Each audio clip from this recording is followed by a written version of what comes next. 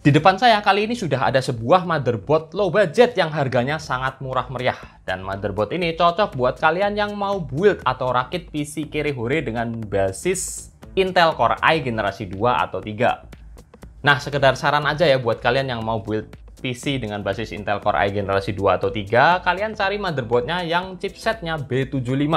Seperti misalnya yang mau saya review ini.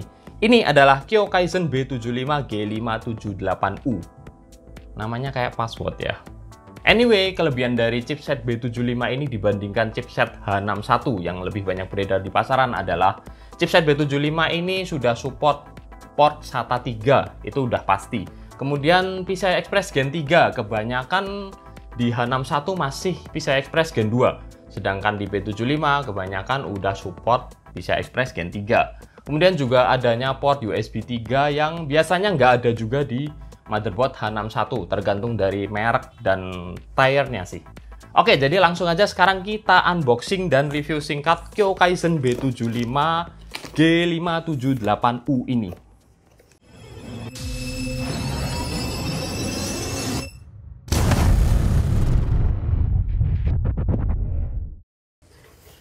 Nah, di sini kita langsung mendapatkan sebuah kabel SATA warna merah tanpa klip dan juga IO shield atau backplate tentu saja.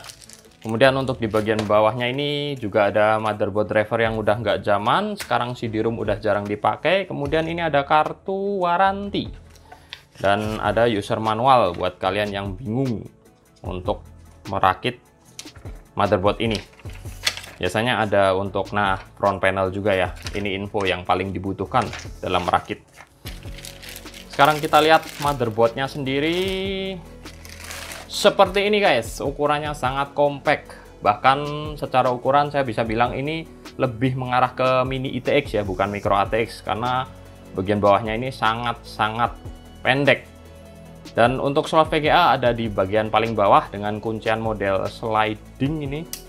Dan ada dua slot RAM yang support 16 GB DDR3. Kemudian di sebelah sini ada port SATA 3, ada 3 dan saya nggak tahu ya ini tiga-tiganya SATA 3 atau cuman satu port aja yang SATA 3. Dan tentu saja ada slot SSD M.2. Slot SSD M.2 di motherboard ini ada dua pilihan support. Kalian bisa pilih dari switch yang ada di sini. Ini mirip dengan motherboard yang sebelumnya saya pernah review ya, yang Extreme itu kalau nggak salah. Dia juga ada switch untuk SSD SATA atau NVMe. Ini agak sedikit merepotkan sih. Jadi kalau kalian pakai M.2 yang SATA harus diarahin dulu ke SATA.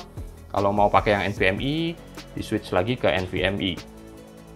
Oke, dan ini juga ada satu port PCI Express X4.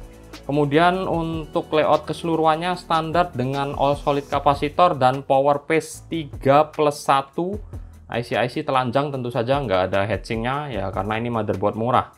Dan ada CPU EPS 4 pin di atas, yang di atasnya lagi ada port untuk fan CPU 4 pin.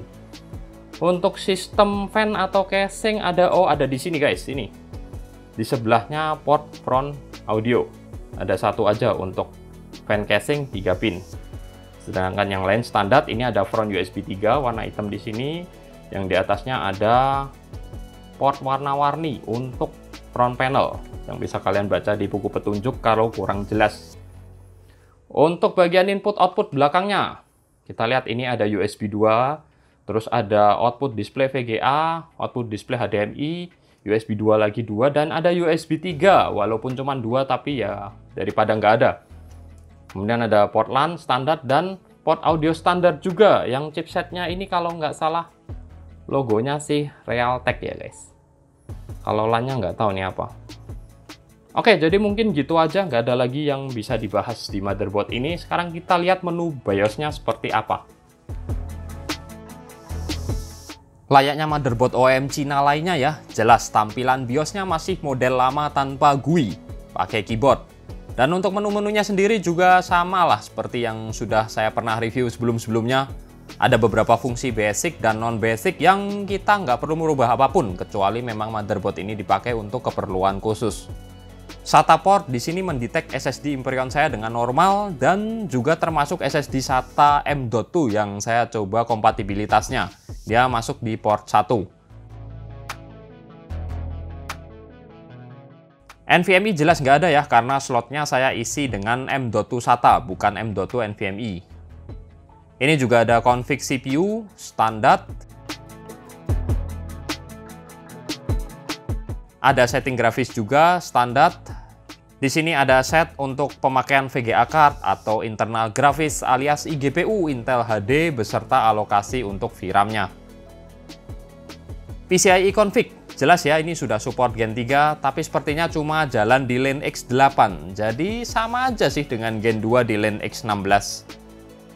Setting RAM juga standar, di sini terdetek normal kedua keping RAM saya 8GB x 2 sesuai maksimum support MOBO-nya.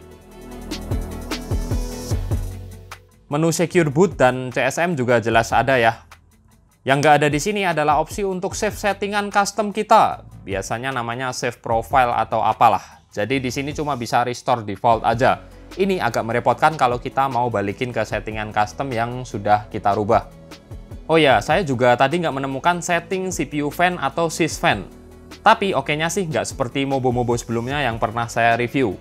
Fan CPU di sini jalan di speed yang agak normal lah, minim noise. Nggak jalan di speed mentok kayak biasanya, karena nggak bisa diatur, jadi berisik banget. Kalau yang ini nggak, guys.